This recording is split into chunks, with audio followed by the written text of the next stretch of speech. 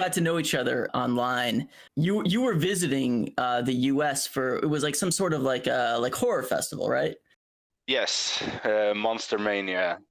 Because you were in like New York. I was trying to get you to visit Providence, Rhode Island, because you were around there right around the time of the Cthulhu Con that's held annually there, and I was up there for that. Yeah, I was thinking about it, but it turned out that the guy I stayed with couldn't make it there, and I was a little bit too scared to go all alone. Right, because So, because it's scary stuff, you know, Cthulhu and the old ones and the mythology of H.P. Lovecraft. It's pretty spooky stuff, you know. You want a friend there. yeah, I felt so too. Yeah, I'm planning to visit the U.S. at least more times than that one. But the thing was, if international travel is ever allowed again, which it probably won't be. yeah. So no, I went to New Jersey. I lived in what was it called, Tioga or something like that. It's a little Never bit heard of it. out. No, it's a small district outside of New York. Oh, okay. And I lived with a friend that I know that runs a horror website. So we went to Monster Mania because he was gonna do some videotaping for his channel, for his website, and I was just, I wanted to go to this con because I had the chance to meet Clive Barker that made Hellraiser. I actually bought a T-shirt personally from him. Hellraiser 2 is one of my all-time favorite horror movies. I can just rewatch that infinitely. Such a great movie. Yeah, it's really good. I got one of my Jason hockey masks signed by Kane Hodder as well. Here's the thing about Kane Hodder, though, because everyone says that Kane Hodder is their favorite Jason. But if you look it up, and truthfully, I could not tell. I cannot distinguish like Jason. I'm not that big a Friday the 13th fan. I couldn't distinguish between who's playing Jason in the movie. But he played Jason in like the later like shitty ones. I think the first one he did, if I'm not mistaken, was Jason in Manhattan, which is like generally considered one of the shittiest Friday the 13th movies. What do you mean shitty? It's one of the funniest. It's yeah, exactly. But what makes Kane Hodder special in that role, I think, is that he has the actual look. The physicality, to actually play what Jason is meant to be. Some of the other actors are a little bit, I'm gonna say, a little bit disappointing to look at because they don't look that menacing as he. They didn't really figure it out until fairly late in the series. Like you don't get like a supernatural undead Jason until Friday the 13th Part 6. Yeah, that's true. And people, here's a little trivia for everyone out there. You don't get a Jason the hockey mask until Friday the 13th Part 3.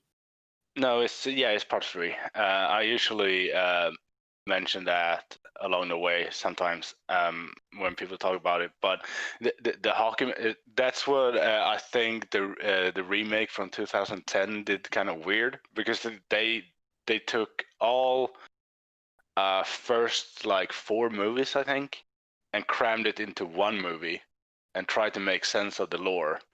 And I was like, yeah, no. But the good thing that one did is that Nana Visitor from Deep Space Nine played Jason's mom. Yeah, it's true.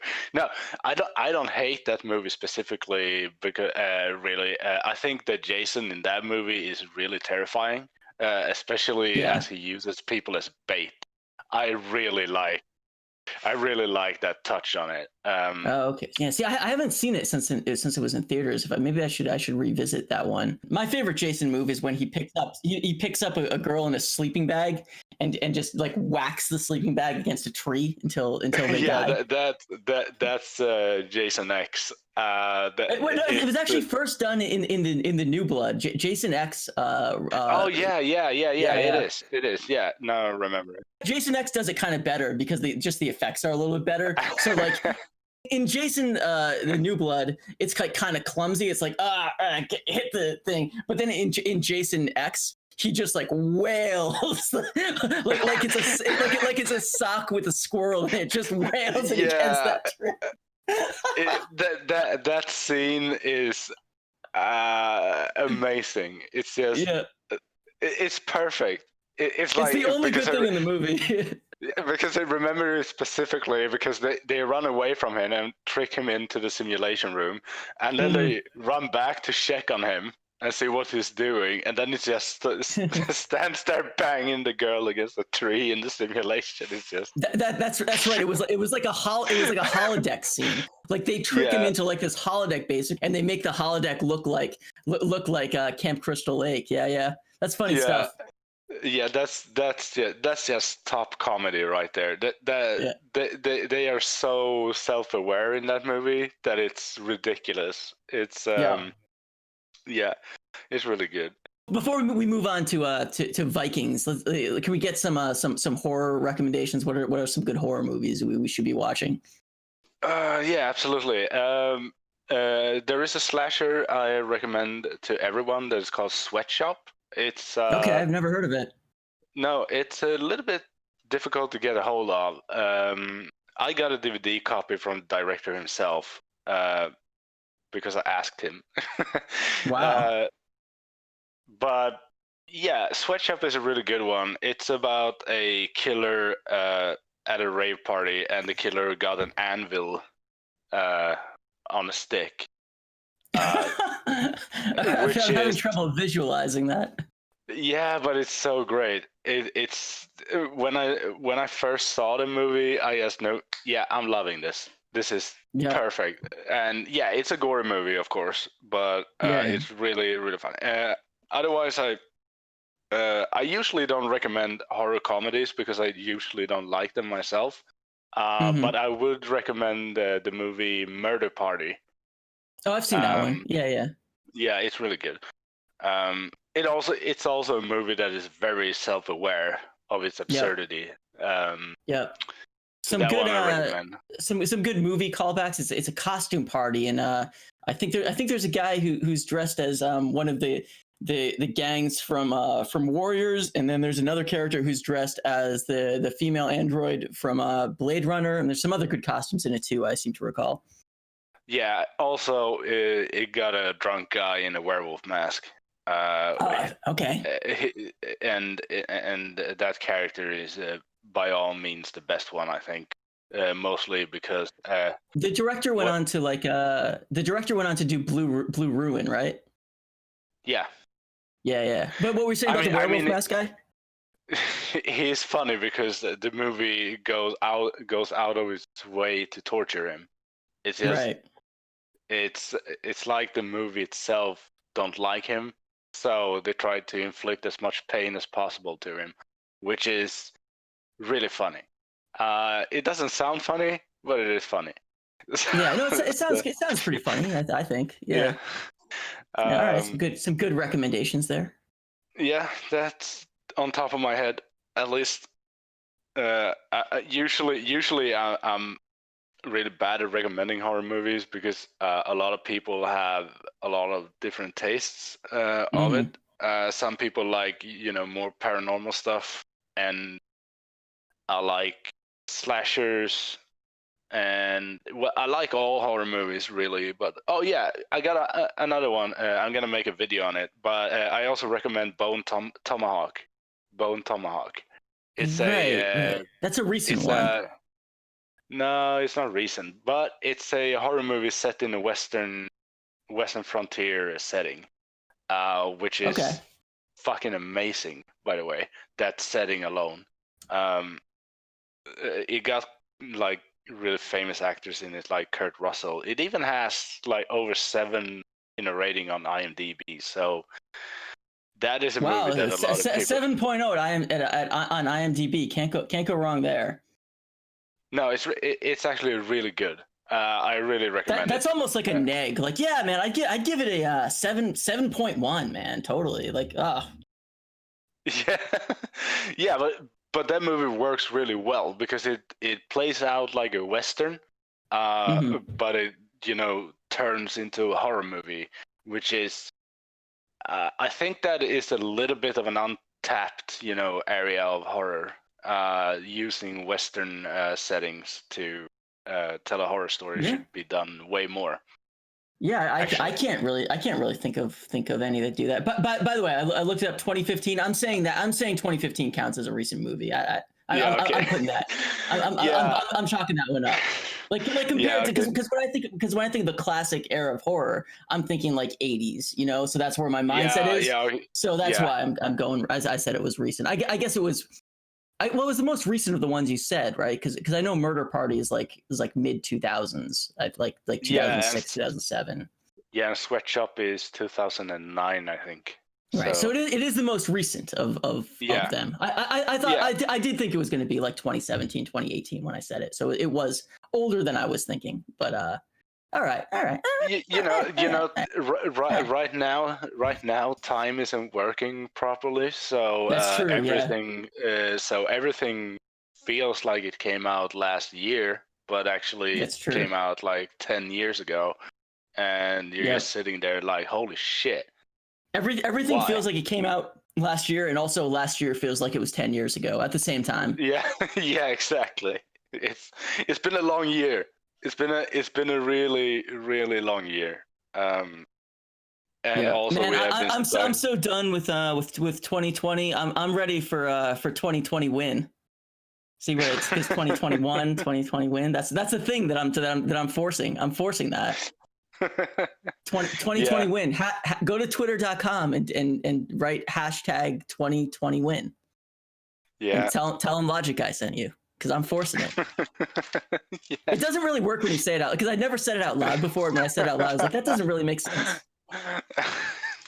No, it works. Whatever. Like Yeah. it's it's basically we need to survive this year. That's all we need to do. It's gonna get better, but then you kind of know it's not. Right. Yeah, But hey, we're going into it with the right mindset. That's the key. yeah, that's the key. That's the real key.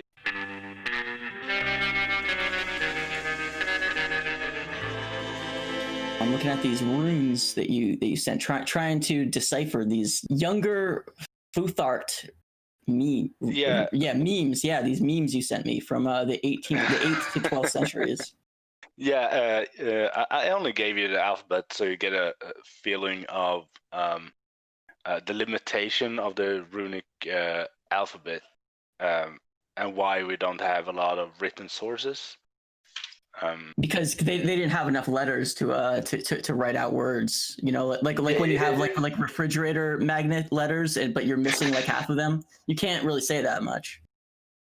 No, yeah, exactly. It's a little bit like that. So the runic alphabet didn't make, you know, the people in Scandinavia didn't write a lot because the language didn't allow them to write longer stories.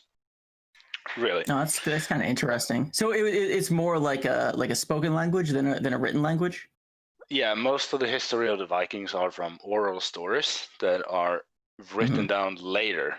They are written down usually 1200s or 1100s by monks and Christian scholars. So not much from Vikings themselves, so to speak. So everything we know, most of what we know about Vikings is second. Yeah, a lot of it. We do have some runestones that actually tell some stories that we can decipher, but it's a lot of a guessing game still, because it's a lot of the runestones are sources that are like things hinted at more than the actual telling the whole story. Right. Because I was actually reading that a lot of people think Thor's hammer Mjolnir is a hammer, but there's actually a lot of speculation that Mjolnir was actually a screwdriver. Which, I mean, when you hear that, you're just like, that's crazy. Yeah, and that is because we don't know a whole lot about them. Yeah. A lot of it is speculation, and for this information, I actually borrowed a Swedish book from the library called Vikingatidens härskare, which is Is this the giant castle you went to where you take out your documents? No. Oh, This is disappointing. our library is in an old mental asylum, so almost the same Oh, thing. okay. See, I was disappointed, but now you pulled me back in with that. That's incredible.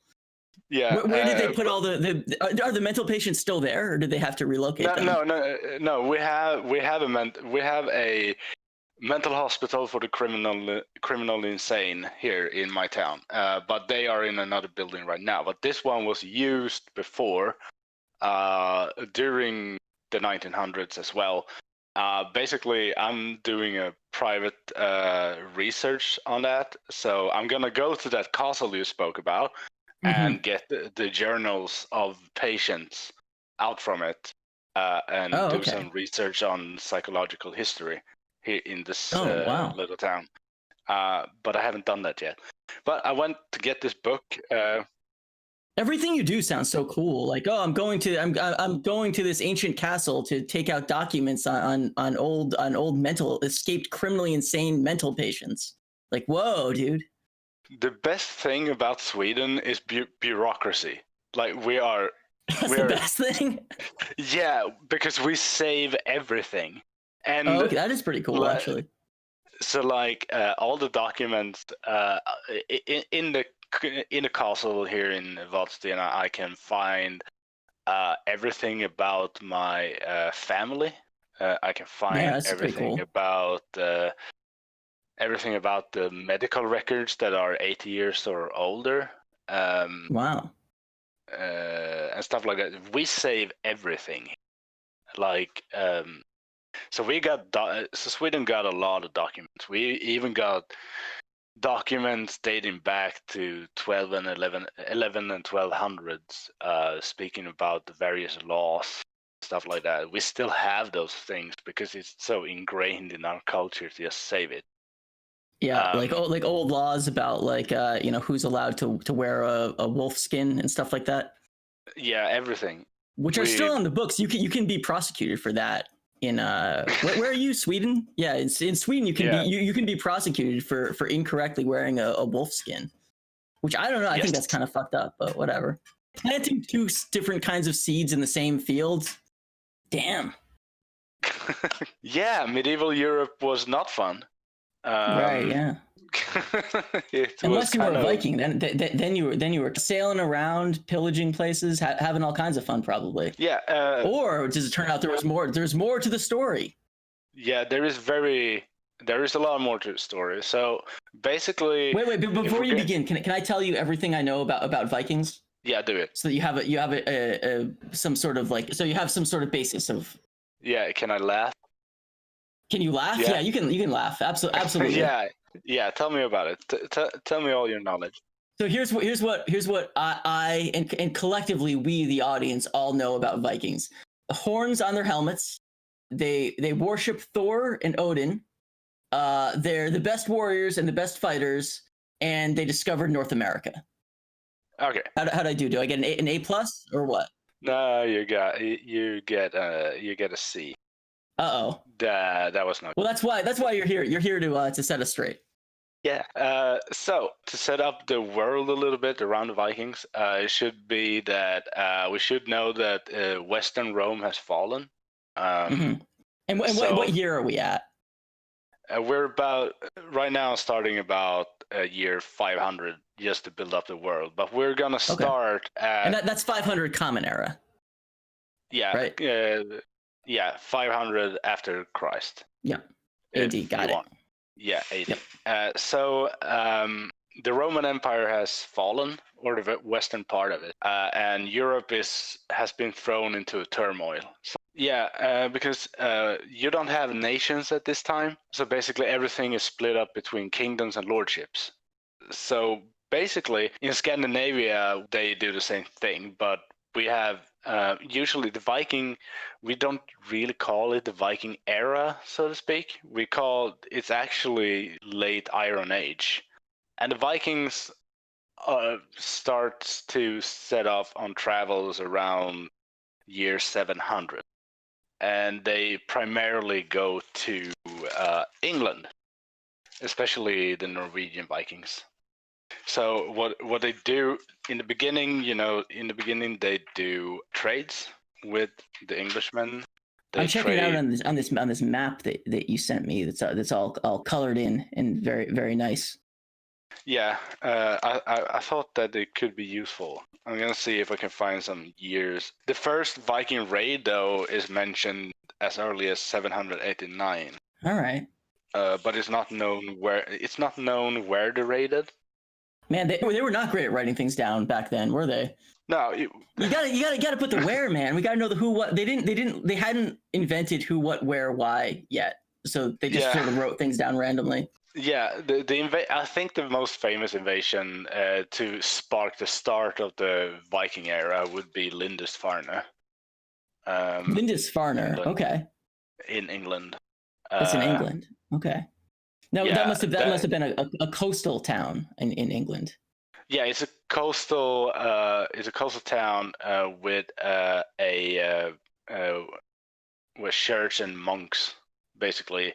The reason that they raided a lot of like monasteries, right? The Vikings. Yeah, and Lindisfarne is probably the most famous one because that raid is actually written down and described very detailed by a survivor. So we can say that we have a first-hand source on it. Right. So usually that is used as the start of the Viking era.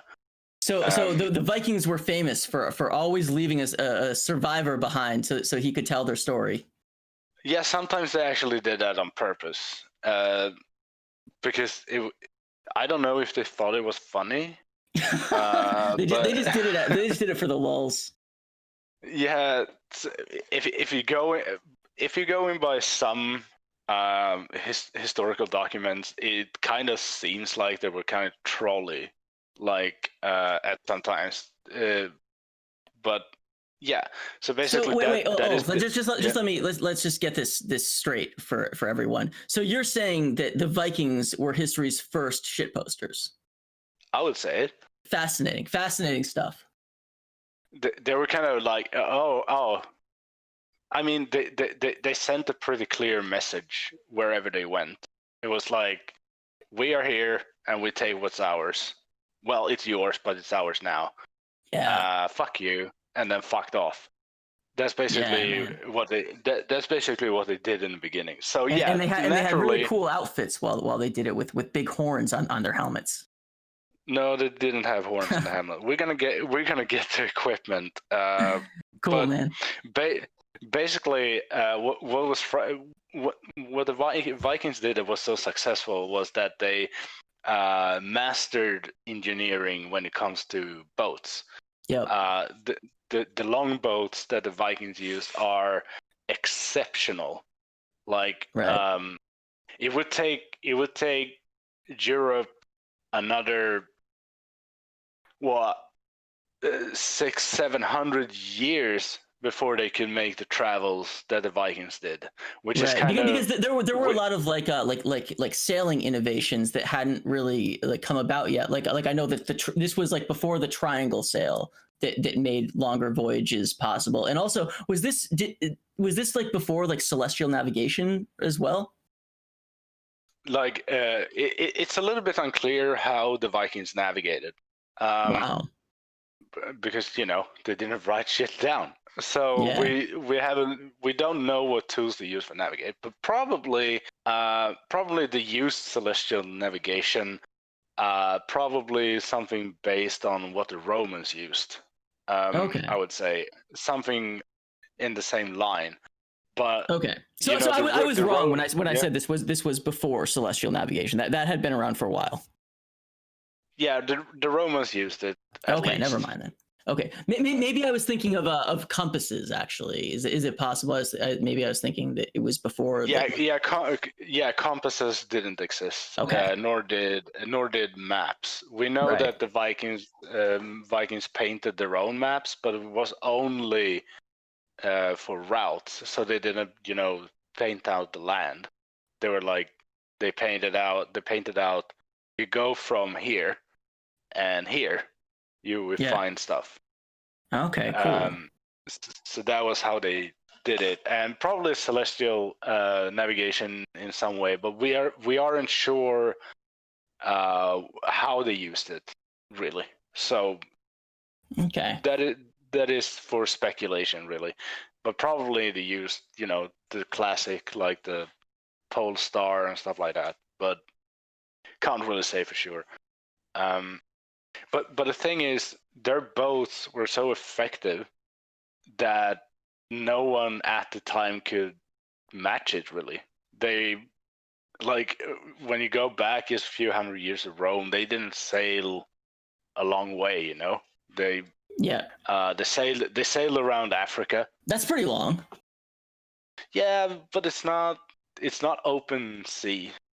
Okay. It's something different. It's something different when you go straight out into Right. the Right. Atlantic Ocean.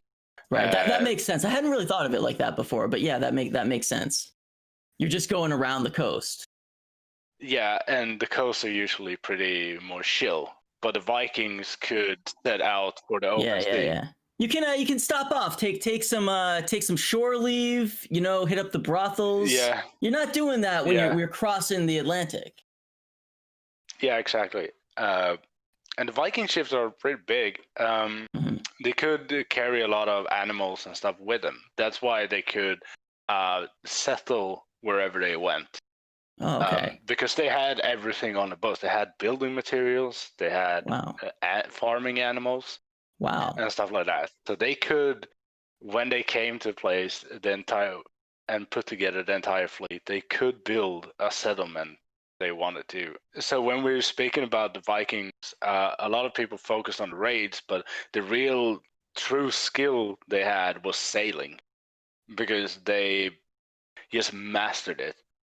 It's kind of amazing actually, and it's still debated today between historians how they actually did it, because it's how they learned the Yeah. skill to do it, and how to pass it down to generations like they did, because they didn't just go to Greenland once, they did it several times, so they had to pass down this knowledge as well. So it's not just something that one Viking did. It was the entire culture around it that actually managed to do the efforts they did, which is, yeah, that's impressive actually for the time being. They went to England and fucked around a lot. Basically, they went to England, and eventually they stopped with the raids and just decided to conquer the land. Which is This is something that only petty Scandinavians will understand, really.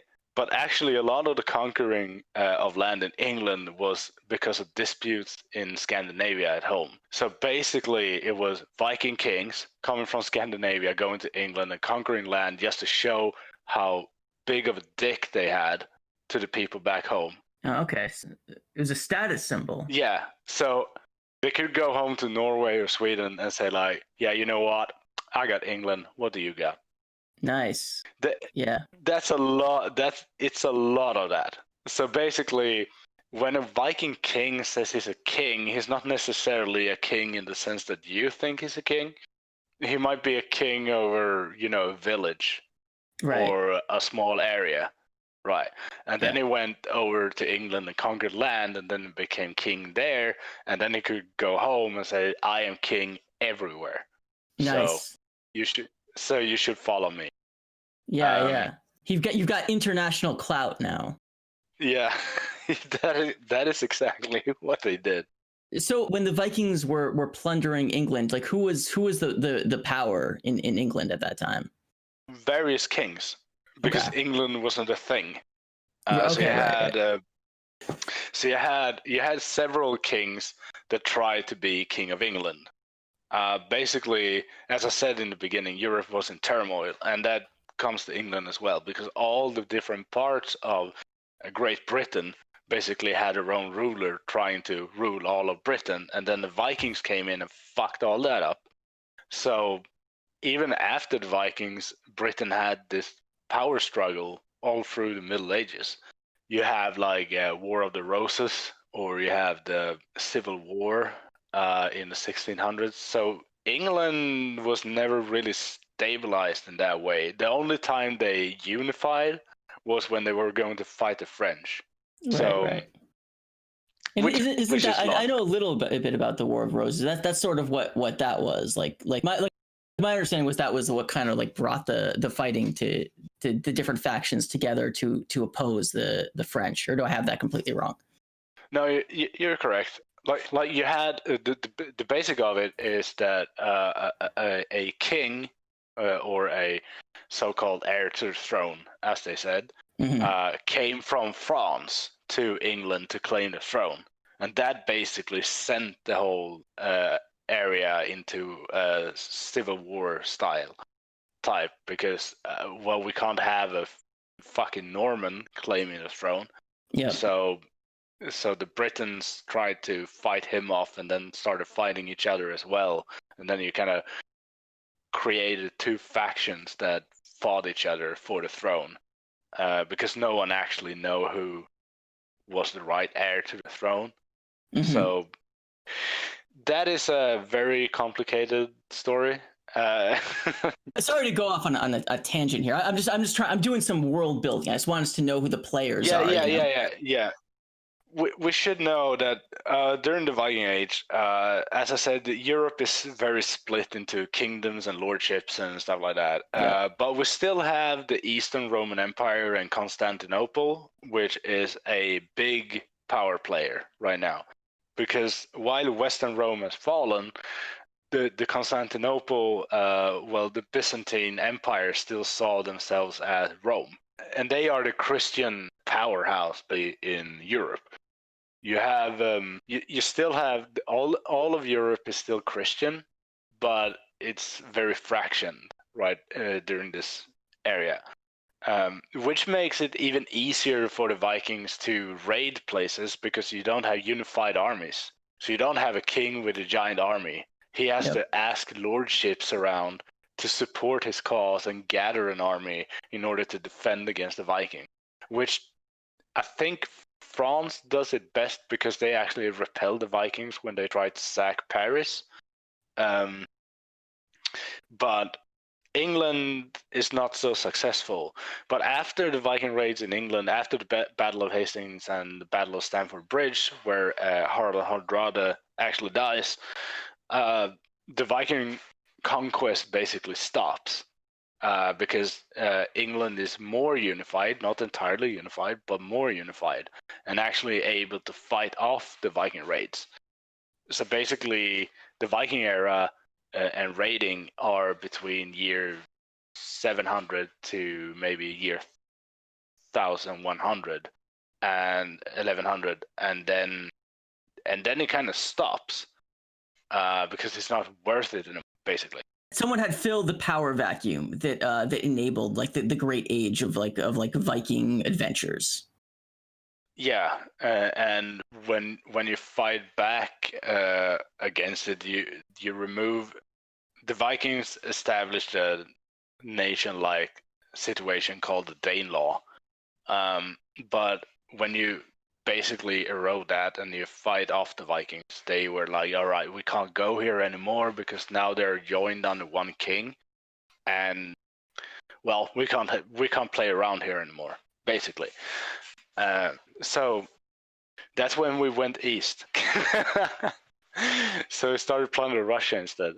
That is basically an overview of the world for the Vikings. They were very successful just because they could play around as they did, since no one was unified. They were right. They were well positioned to take advantage of the chaos and power vacuum because of their seamanship. Yeah, exactly.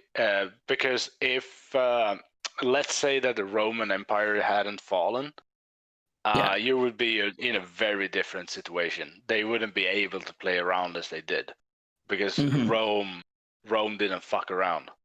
So Right. Yeah. And of course, Rome fell because all their boys were had become cat boys, and thus preceded the end of civilization, the rise of the Roman cat boys, which we'll cover in the next episode. yeah, if we are to believe Stefan Molyneux, it was socialism that killed Rome. If we're to believe Stefan Molyneux, which we are, we do take as gospel.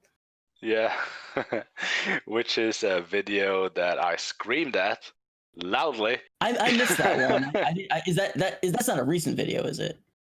No, it's an older one. He made a video about the fall of Rome, and he's basically taking up the grain dole.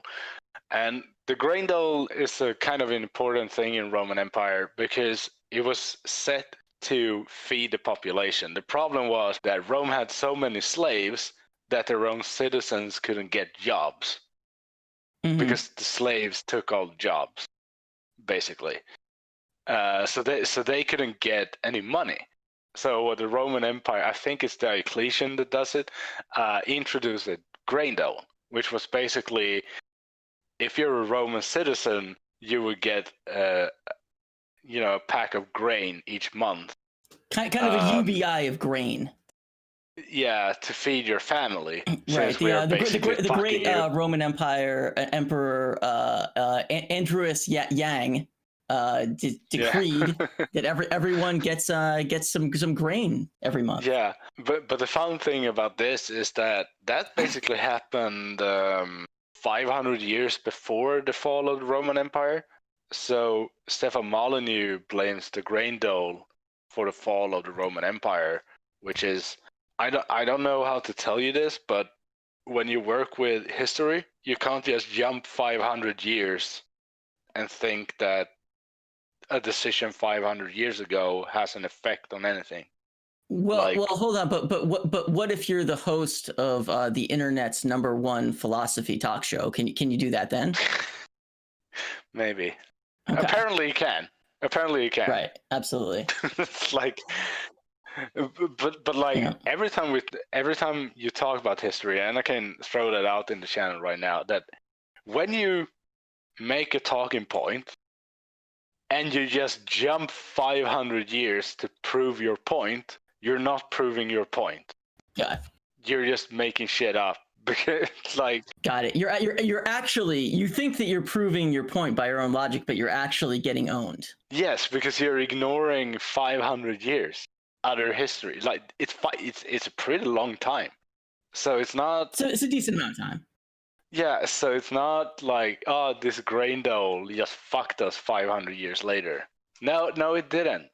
That was not the reason for it to fall. But basically, if we're gonna talk, we can stay in the lane of right-wing talking heads, because I'm gonna bring in how the Viking worldview looked like, because it's kind of. Oh yeah, definitely. Now they all loved Odin and Thor, right, and Loki. Yeah, so the Viking gods lives in Asgard, basically. I don't know. You have seen that dumbass map that Jordan Peterson has over his maps of meaning? I have the book. I've seen like some of his little drawings in it. Now, okay, this looks pretty familiar to me. So we've got Paradise, the walled garden, and then we've got the patriarchal world of light. And then there's some, it gets pretty complicated from there. There's some arrows pointing to a dragon reading its own tale. And then it says anomalous information. Okay.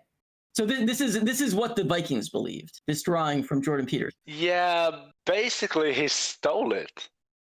This is because you have Asgard and you have Middle Earth or Midgård, basically. So you have Asgard is the paradise circle there. Yeah. You can see it. I'm gonna give you a referential to how the Vikings view. This is not entirely different. Oh wow! So you can see it's kind of, the same. Yeah. you had the snake. The lindorm is biting its own tail. Not in this picture specifically, but it's mentioned in the Viking myths, which is the dragon, obviously, of Jordan Peterson.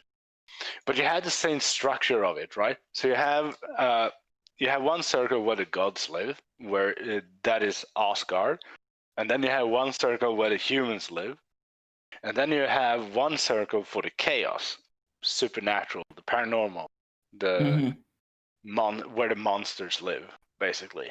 And this is how it's hard Vikings to read this Viking one, but is that the one at the bottom? And it looks like there's like kind of a horse dragon there. Yeah, it is. Okay, cool. So yeah. Sorry, I didn't even check the language on this one. Or the style. Yeah. Basically. So in Midgard, humans are living, right? So that human space, and then the Asgard is where the gods live. They are not, with the humans or on the same plane, really. And then you have the chaos, which is where the dragon is, Lindorm, it's called.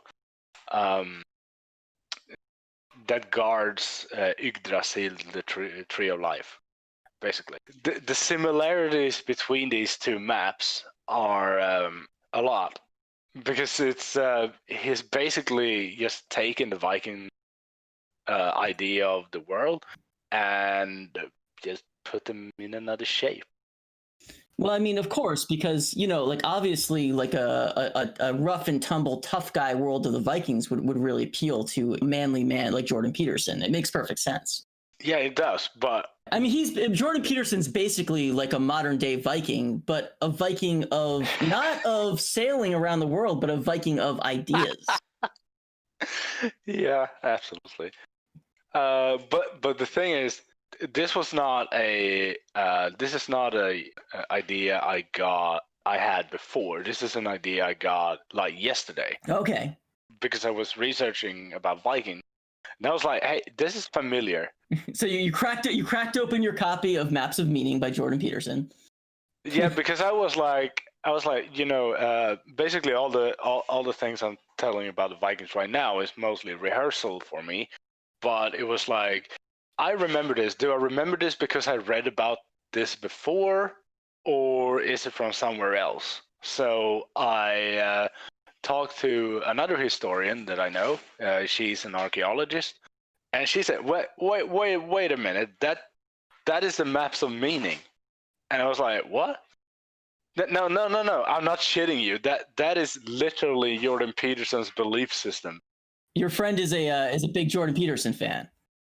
No, she has read Jordan Peterson, but no, she's not a fan. Okay. But she knows about him. Let's say that. Yeah. She has studied a big amount of psychology as well, so she knows it. And when I showed this picture of the Viking belief system, basically, she was like, "That's the Maps of Meaning." This is a huge scoop. This is a huge scoop. The Viking underpinnings of Jordan Peterson's teachings. Yeah, isn't it? Isn't it? I kind of think it is, because I never seen this comparison before. But it's so obvious when you look at them side by side. It's the same thing. And Thor was always telling people to clean their room and make their bed, so it makes perfect sense. But like Jordan Peterson maybe has more words to it. Yeah, but he does have more words. But it's the same, put in a different way. It's like. But wait a minute, let me quiz you on here and see, is it really the same? So what's the Viking equivalent of this ellipse of Yahweh? There's an arrow pointing from that to another ellipse that says the void, matter in the deep, and the arrow is labeled sexual, and then parentheses creative. Where is that where are the Vikings depicting that information? You had the goddess of Freya, who is the goddess of fertility. Okay. So you did like, have you ever seen a midsummer pole? I don't think so. The poles we put up every midsummer. Yeah, I don't know what that is. Yeah, okay. So basically, I'm gonna post you a picture of it. But basically, this is a phallic symbol, and it represents Freya, which is the goddess of fertility. Okay. From the Viking lore. This is one of the traditions that have kind of survived Christianity, so to speak. Yep. Um, Yeah, it's got so it's like a cross, and then it's got like two circles on either end. It kind of looks yeah, exactly. like ovaries almost. Yeah, exactly. So this is a symbol of fertility. So we got the sexual part covered. Yep, makes sense. I'm just uploading it here so people maybe see it. Now that I'm looking at it with that in mind, Jordan Peterson's drawing also looks like a female reproductive system. Now that I've got this in my head. Yes, it does. It really does.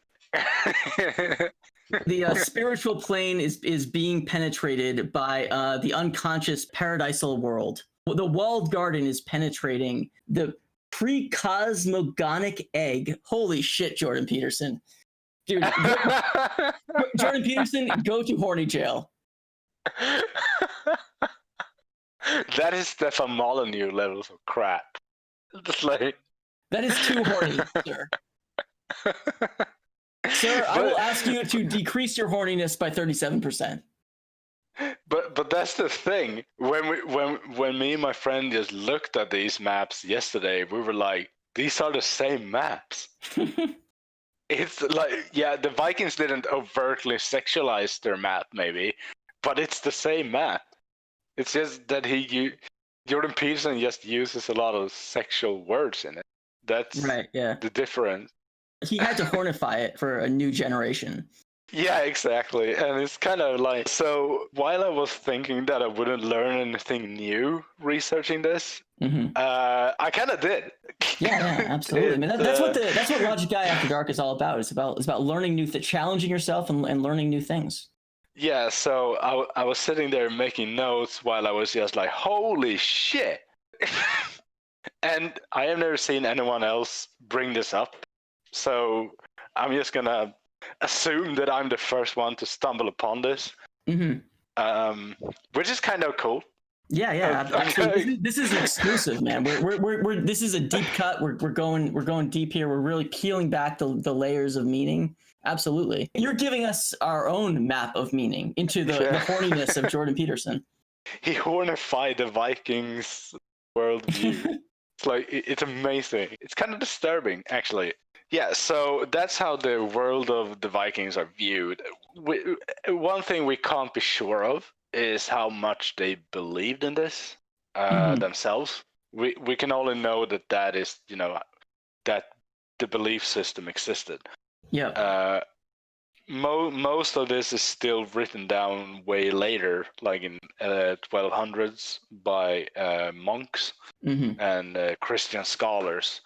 So it's secondhand sources, and we have a problem. I mean, it was probably like the 12th century version of Jordan Peterson in the monastery transcribing all this down.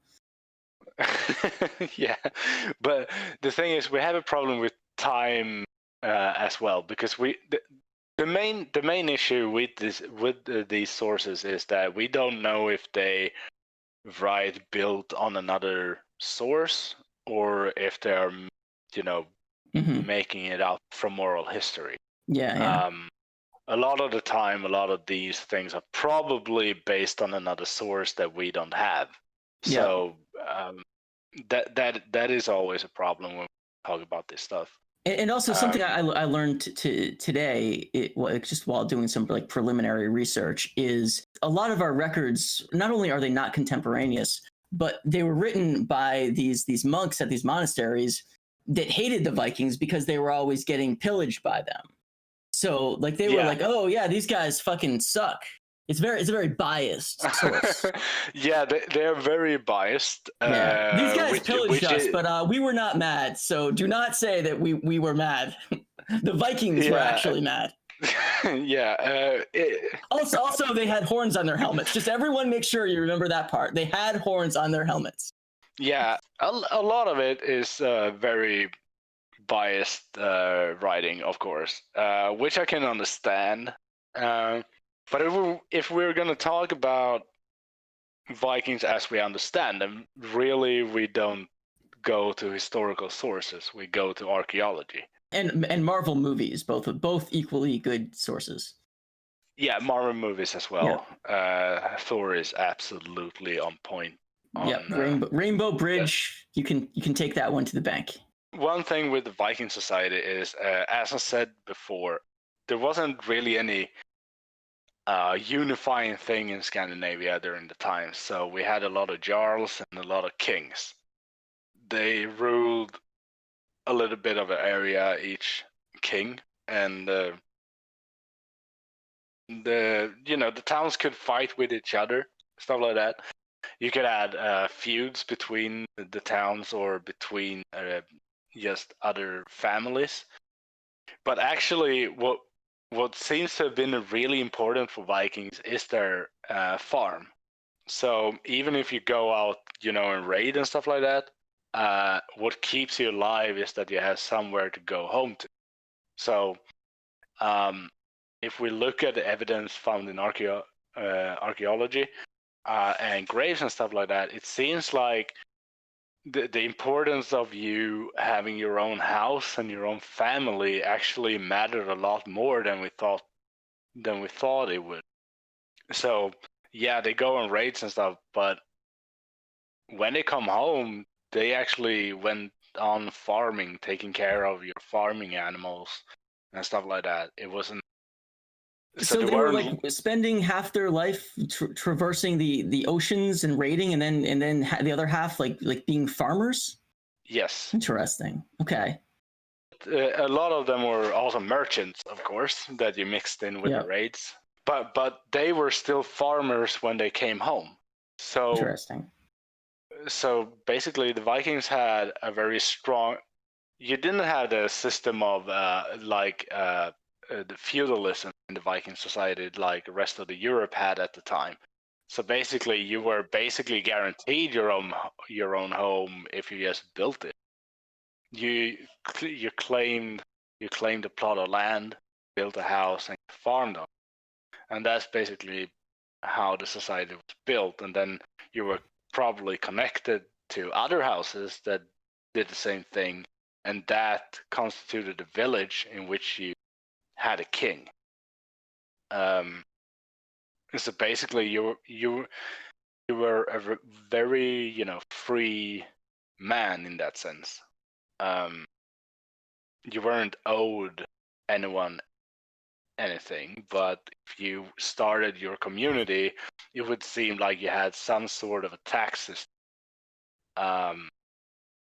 that would pay for both the shipbuilding and wait. So they were like building their navy with taxes. Sort of. It would seem like, yeah. Okay, that's interesting. So you had like a king. Yeah. In your little town. Everyone in the farms kicked up to the king, so he's collecting from all the farmers. Yeah. So he was like, all right, we need this because we're gonna build a boat. Yeah. And the farmers that could provide materials to the boat would provide the materials to the boat as some sort of tax, incentive. So that's basically how they did it, and then the build. So wait, what kind of incentives did they get for helping to build the boats? Like they'd get stuff from the booty from all the pillaging? Yeah, if they were on the ship themselves, they would get the booty, of course, but they would also get the incentives, like they didn't have to pay with like a goat or a pig. Okay, like that makes sense. Them for themselves. Yeah, like a tax credit. It was basically like a Viking tax credit. You pay in for ship supplies, and you get that offsets the goats you would have to pay. That makes perfect sense. So, but like, what if you don't? What if you didn't have land? Then what did you do if you were a Viking? Well, then you were probably working for a family member that had land. Okay. So basically, you still had to work the land. So, but you're still a free man. Usually the men without land were the ones going on the raids. So because they didn't have any land to take care of anyway, so they could go on these voyages. Yeah, see that makes more sense to me because farming is a pretty in-depth job. You got to be on the farm for that. But if you don't have a farm, maybe you want to have a farm. Well, where are you going to get the money for it? Well, you go on these raids. You might get some money. Then you can go home and buy a farm. Yeah, exactly. A lot of Vikings actually went on the raids to be able to pay for a plot of land. That makes perfect sense. But that's when we bring in scary feminism to this. Uh-oh. Because even if you owned land, you probably had a wife. Yep. And wives in the Viking era is not subjects like during the Christian times. Mm-hmm. They actually withheld power. Okay. They could rise in the ranks as well, and there are evidence of females or women being on raids. So really? That's interesting. They weren't. So yeah, they were a lower class, so to speak, but not that much lower class like in the rest of Europe. Mm-hmm. They could own land. Okay, yeah, that's huge. There is a Viking grave in Birka in Sweden that is a woman that is buried with many riches, like treasures. She also has some Islamic jewelry. Okay. She was buried in full armor and with sword and shield. Wait, did you say Islamic jewel? Okay, wait, I'm having the timeline wrong. I'm thinking that this is pre-Islam, but I'm just mixed up on the timeline. Never mind that. Yeah, it's not pre-Islam. It's right after Islam became a thing. And she is buried with her horse and sword and shield, which is basically, we have a grave that proves that there were women Viking warriors. Wow. Jordan Peterson has ended his friendship with the Vikings. Yeah, so you got an interesting, we don't know a whole lot about it, sadly, but you got an interesting view on sex and gender in the Viking society. It isn't as clear cut. It's not as clear cut as people like to pretend on the internet. Now, how many Viking genders were there? I don't know. Okay. I think two. The normal ones.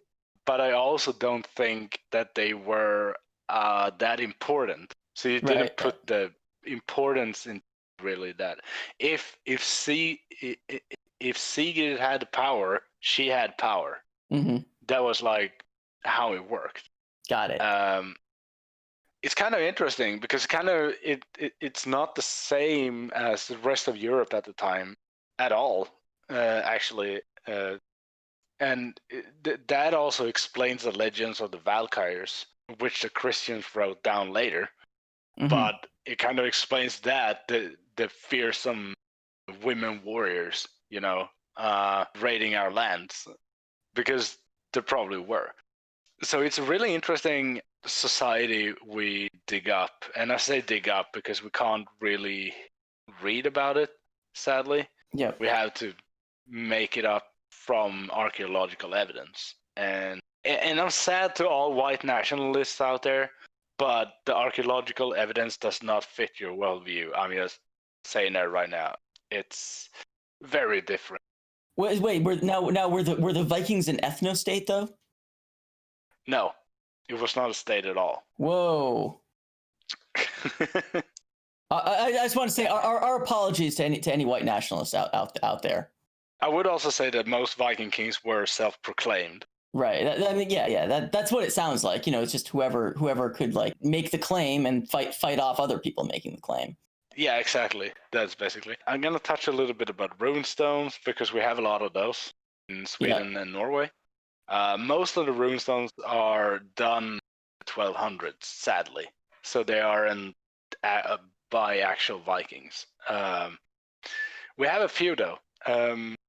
That are, and one of them mentions travels to a country named Vinland, which would translate to wine country, which sounds awful lot like North America. Why is North America wineland? Because it's warm enough to grow grapes. Got it. Basically, that is the Yeah. main theory. Like Okay. the main theory of it, because Vikings Vikings drank mead, right? So mead is a sort of wine, but it's made out of honey instead of grapes. Oh, okay. So they definitely knew what wine was like in Southern Europe and probably liked it, Yeah. and realized that the country came to was hot enough to actually grow grapes, which Scandinavia is not.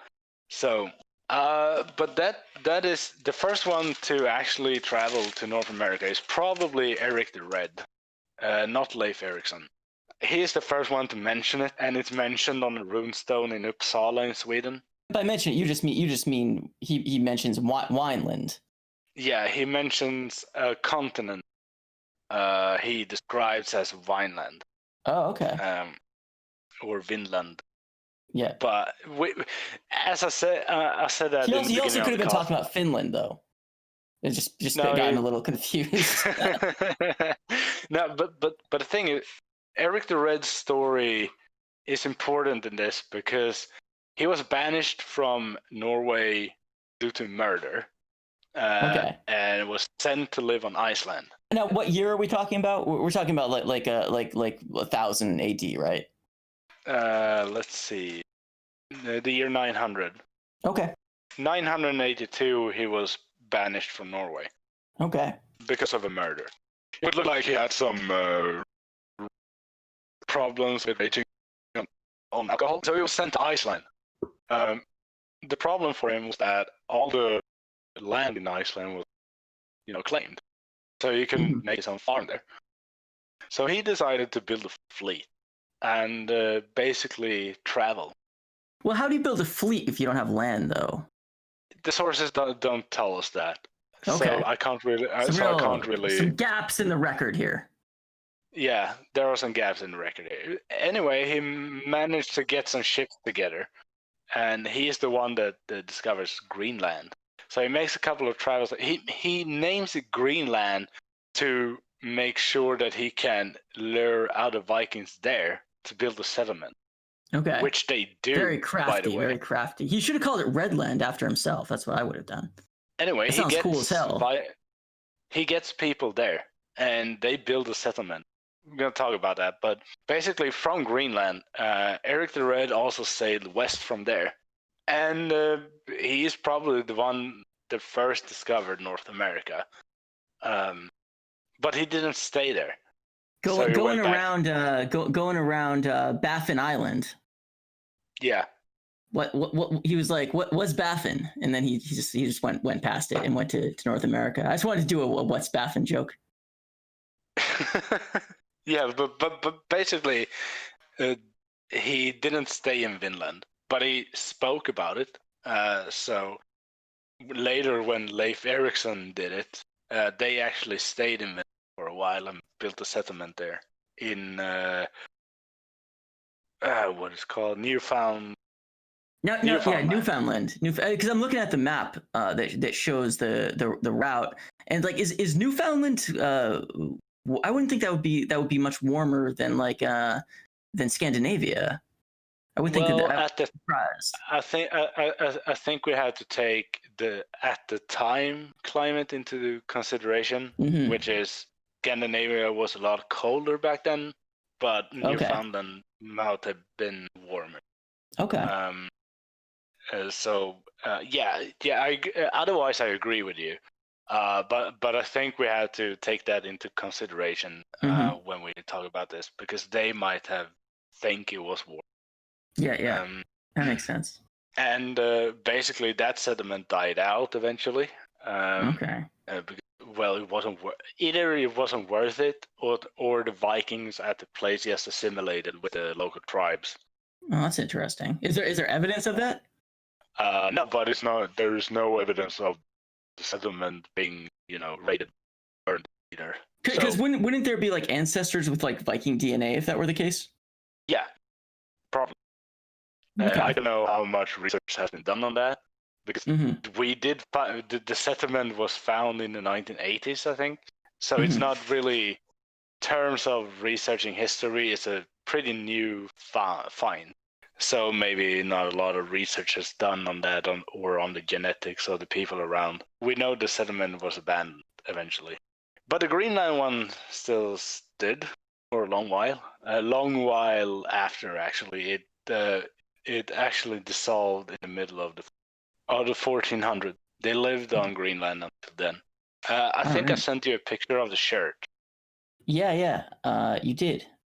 These ruins here, right? Yeah, that's on Greenland. Cool. So they lived until the 1400s. We think the general theory is that the settlement on Greenland died out mostly due to the Black Death.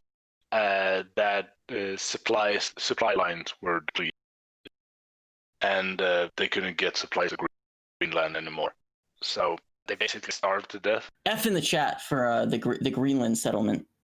Yeah, they tried to fight on. The most beautiful thing, when we rediscovered the church, they actually found the church book. We actually know the last people getting married. Oh, cool.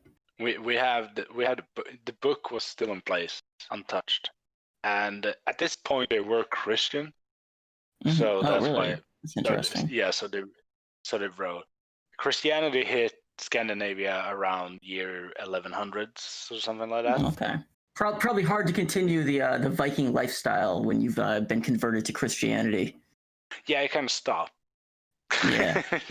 But total bummer, guys. For the longest time, though, they did both. Like, they were both Christians and believing in Asgard.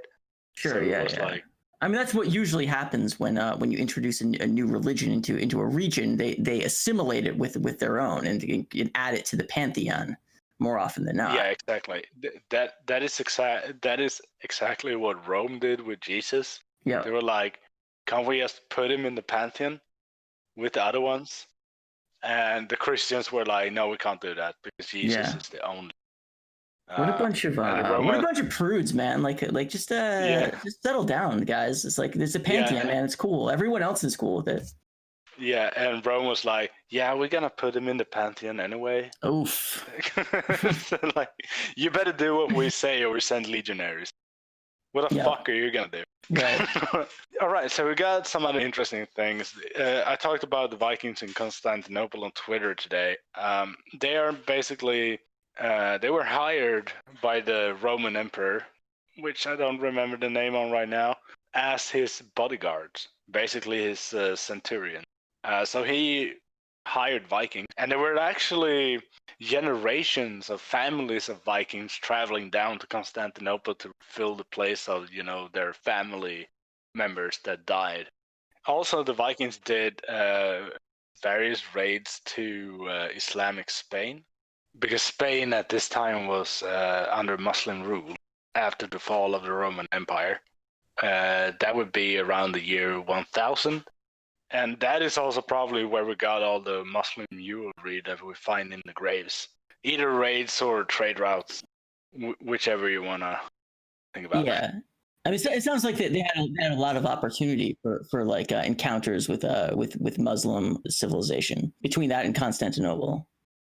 I usually find it, and I think I'm going to bring this to the audience in the sense that the problem people usually have when we talk about history is that they like to put things in blocks. So they like to, this is the Roman era, this is the Viking era, this is the Muslim era. But all these intermix. So the Vikings are not, an entity of their own that live their history on their own. They intermixed with all the other blocks that you talk about. So I think that is a problem people have with history sometimes. It's not blocks stacked on top of each other. It's more like it's more fluid than that. So that's what I've learned about history. It's more fluid than that. Yeah, it's very fluid. Yeah, it's like when you talk about Viking is not, a group of ethnic people. It's a group. It's a profession, so to speak. It's a lifestyle. But surely, like most of them were like Scandinavian, right? Like I don't think of like a racially heterodox group when I think of the Vikings. Yeah, no. Most of them were Scandinavians, but you also have Scandinavian settlements in Russia. Hmm. They also joined the raids, so they were like ethnical Russians, I guess, or Rus. Yeah, the Vikings could be of various ethnicities, but most commonly Scandinavian. Also, I'm gonna bring in the biggest, most funny anecdote of the Vikings is that the Vikings on Iceland actually hunted narwhals. Really? Know what a narwhal is? I know what a narwhal is. It's not a whale. Yeah. I don't know. It's like probably closer to like a porpoise, and it's got a big long tusk growing out of its head. Yeah, you know what they did with the tusks? What did they do with the tusks? They told Englishmen that they were unicorn horns Oh right, yeah, and yeah, sold yeah. them because the Vikings, here we go with the trolling again. The Vikings Yep. knew damn well that this wasn't unicorn horn. But the Englishmen paid a lot of money for it if they said that it was unicorns. I feel So like you could have just this, told them that they're like a water unicorns and like I mean the narwhal's already kind of close to a unicorn, but maybe they did they think that the horns were magical or something because they came from unicorns? yeah, Is that it? yeah, Okay. yeah. Just tell They were them like, that the whales are magical. They've got the same no, horn. no, no. Yeah, but the thing is that this story is great. It's a fantastic anecdote. But basically, it kind of confirms my idea of Vikings as a little bit trolly. Yeah, and we can also talk about since the Vikings are of the Iron Age, Swedish iron and steel is still famous for being very good. Right, and they had the Vikings had like these like special swords that they used called the Ulfbert. Is I say I probably didn't say that right. Yeah, I'm not gonna correct you on that, but yeah, it's true.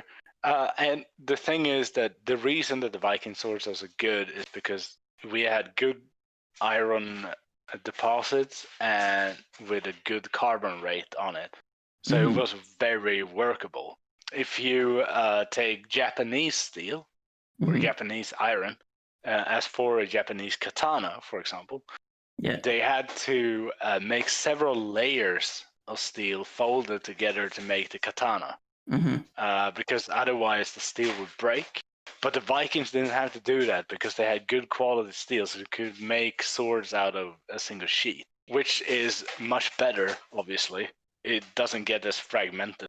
A real katana made out of the technology at the time Mm-hmm. would be very fragile because of the steel quality and the fold of the metal together.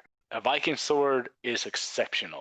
They found some swords that are still sharp and have Mm-hmm. been in the ground for thousands of years. I was listening to something about a blacksmith who was trying to figure out how to replicate what the Vikings were doing, and he said it was like magic to him that whatever they were doing, it was just he couldn't figure it out because it was extremely light, but also extremely flexible, but also extremely strong.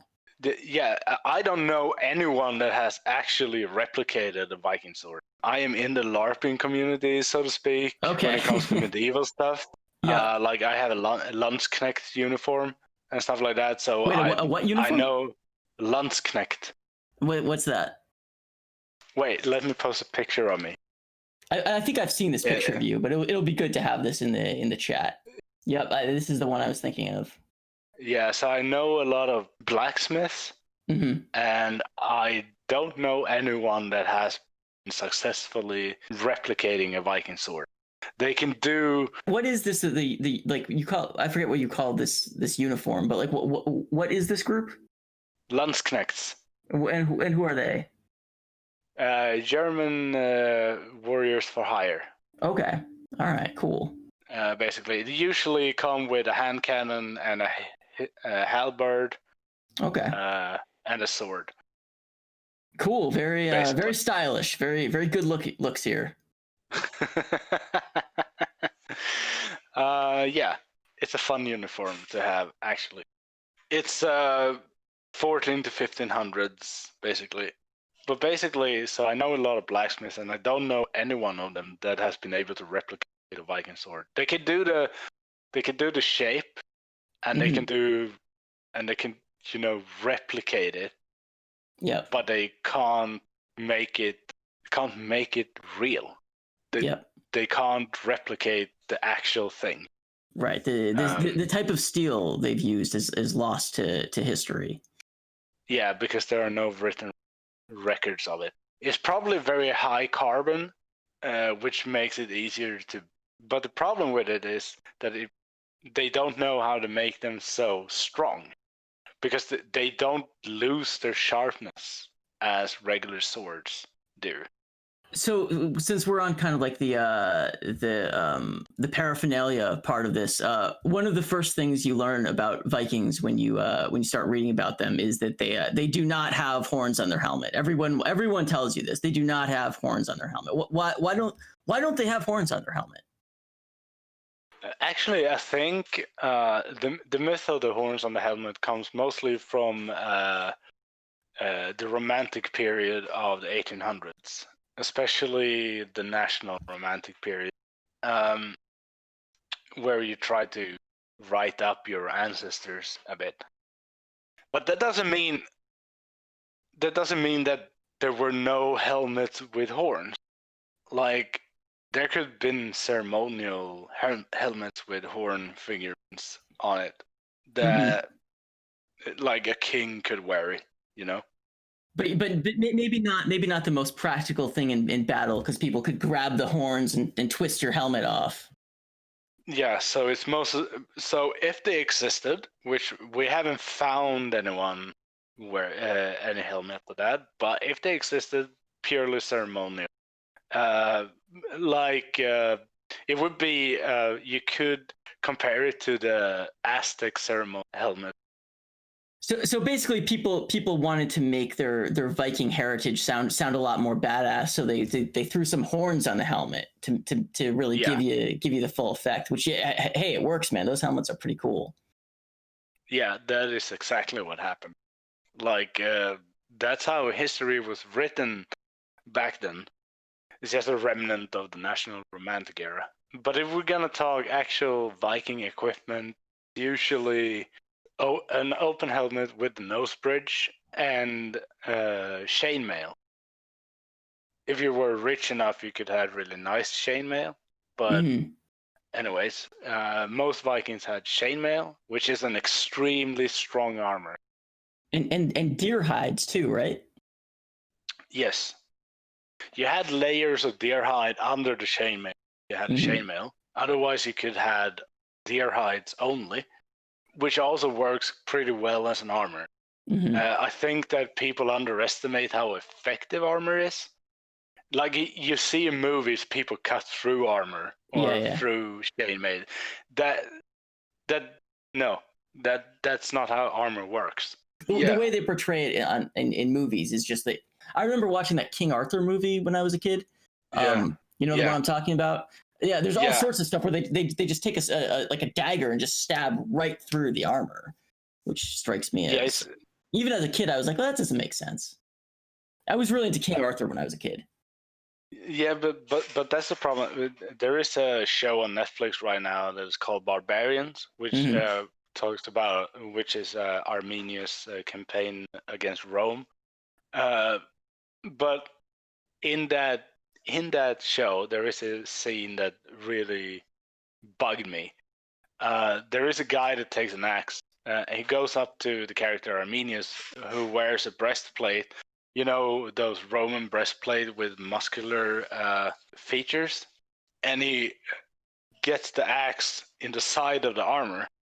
And Arminius has a big cut on the side of his chest after the battle.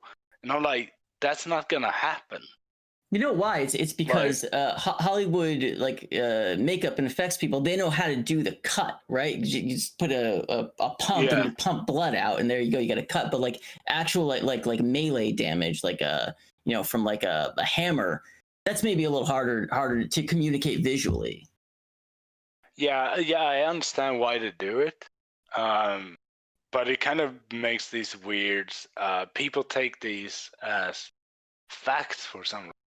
Yeah. So when you talk about armor with a person, there are still people that believe that a medieval full plate armor is immobile and that like knights would be like turtles if they fell off their horse. Like, no,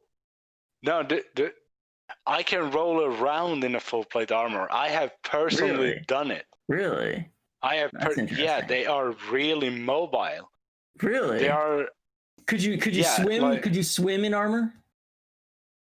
probably if I'm Really? strong Okay. enough. Okay. The armor. A full plate armor weighs about. Here, give me the kilograms and I'll convert them. Yeah, so around 50 kilograms.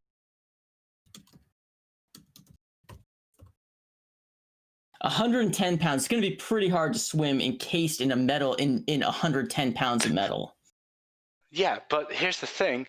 People think that is heavy. That is almost as much as a marine goes with today in equipment. That's true, yeah. Yeah. Yeah, but the armor itself is really mobile. They're jointed in a way that's like make you mobile. And in your armpit, there is chainmail usually. Yeah. So you're protected. And did you learn all this by watching Armored Skeptic videos? No, I learned this by I went to a museum in Kalmar in Sweden, where you were allowed to use a full plate armor and fight each other. So me and a friend got into each a suit of armor and fought each other with a club, which was really fun, by the way. To be perfectly honest, in the early 900s, so during the Viking era, like English knights did wear a combination of chainmail and full plate, but that later died out because they figured out how to make full plate that was mobile enough, so you didn't need to have the chainmail under it. Now, see, if it were up to me, what I'd want to wear the deer hide, because that looks very, very comfortable. You know, very, very warm, and it's probably pretty cold sailing through over the Atlantic. I'd like some nice, comfy deer hide. Yeah, the Viking deer hides are. I have tried one of those clothes as well, and they are fucking amazing in keeping your body heat. Like, they are exceptional in that. Fuck your Canada Goose jackets. The Viking hides are way better. I bet an actual goose hide is better because feathers are nature's perfect insulator. Yeah, that's true. But the problem is that you're just stuffing them into like those goose feather jackets are not fun to wear. They're not as warm as they make them out to be. Probably pretty heavy though. What would you say they weigh? Yeah, they are heavy. I would say they weigh about maybe 15 kilograms, something like that. A jacket like that. Well, that's a lot lighter than the armor, but I guess you're not getting the protection. But I'd much rather wait. I'll take 15 kilograms over 50. Before the Romans used their plate armors that we call segmentadas, they had chainmail as well, and it's all riveted chain, which is why the Romans were so feared, because their armor was pretty light but difficult to penetrate compared to what the other nations had. They had bronze armors, which are much more heavy and way softer. Bronze is weak. Yeah, so yeah, it is. But that is what a lot of other nations used around Rome. So the Roman legionaries were feared for a reason, so to speak. And the Vikings were feared for the very same reason, because while you can make a city fight for itself, how are you gonna fight off 50 men with chainmail? You're not gonna do that. Not with conventional weapons, no cavalry. The only thing that can fend them off is 50 feral hogs. Yeah, yeah, something like that. I'd put my money on the 50 men in chainmail. I don't think feral hogs are that tough, to be honest. Yeah, I think I would put it on that as well because the hogs can't penetrate the chainmail anyway. So plus when that was going around, I looked it up, and while yes, there was an infestation of feral hogs throughout the United States, zero human deaths attributed to said hogs. So not all they're cracked up to be. No, it's true, but. And I will say this: if 50 feral hogs are attacking your children, and you go out with you're just one guy with an AK, with not AK-47, what do you have, an AR-15? Then I put the money on the hogs. Then, like, there's no way you're going to be able to shoot 50 hogs. Are you crazy? They'll just swarm you, and you're done. Yeah, exactly. I hunt boar. You know, so I'm like, everything about you so badass, man. You hunt boar, and what do you use? I use a 3006 Husqvarna, which is a rifle built in 1968, and I do stealth hunt boars, so we don't use dogs or anything like that. Does that mean that you you ambush them? Yeah. Okay, so you're in like a blind, and then you shoot them when they come by. Yeah, basically we go around to different fields because we get called in by a farmer, and he's like, "Yeah, I got boar on my land. Can you come here?" And he was like, "Yeah, okay, we can come." And then we go out there, and then we sneak onto the field and hope to lay a shot or two. And then do you take it home and eat it? Yeah. If we shoot a boar, there's the farmers have a feral hog problem, and you're the solution. Yeah, because the hogs dig up their crops. Yeah. Very destructive, very destructive.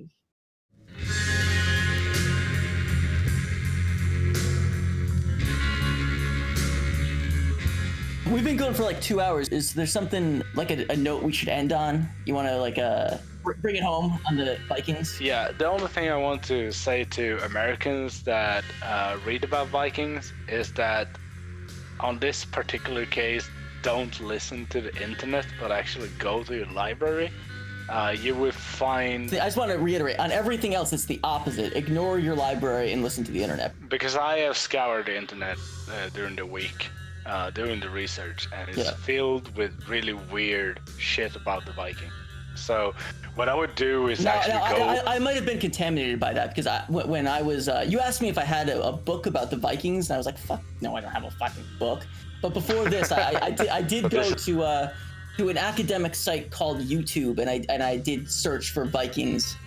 But the internet did set me right on something, though, because they told me that Vikings don't have horns on their helmet. Yeah, exactly. You can go to YouTube and watch some historians make some videos about Vikings, but I would say that the best thing you can do if you're interested in the Vikings is actually go into the library and looking for books made by historians, preferably Scandinavian, because we are very good at critiquing ourselves when it comes to Viking history, so you can learn. Now, see, but here's the problem, though. Most of the books that you'd probably recommend, probably not in English. No, but but I will. If people ask me, I will redirect you to some English sources that I find credible. Hit us with some recommendations. You can find that. I don't think that one is. Yeah, man, I'm not sure I'm going to be able to read Viking Atadin Harskada. I don't know if I'm going to be able to make it through that one. No, you're not. Well, you have some books that can be good, like The Vikings: A History by Robert Ferguson. That's from 2009, so I think that one is pretty universal. Yeah, that one sounds like a safer bet. Everyone, go to your local castle and ask for the documents. What was it called again? It's called The Vikings: A History. The Vikings: A History by Robert Ferguson. By Robert Ferguson. That sounds like a book that we can all read. So that's a contemporary source. I would say that it works for Americans. The problem is that I have sources, but they're all in Swedish, so I can't really cite you. Yeah, That many that's why you're books coming on on here to relay the information to us, so that now we're learning from all the work you've done. Yeah, exactly. And I want to thank you for having me on. It was really fun. Yeah, it was, man. We should do a horror episode next time. Yeah, we should really do one of those, because I Yeah. think we got a lot to talk about when it comes to that. That would be really cool. Yeah, it would, man. All right, man. Thank you all for coming on and enlightening us about Viking history and giving us the secret knowledge that you've excavated from ancient castles and mental asylums. Thanks a lot.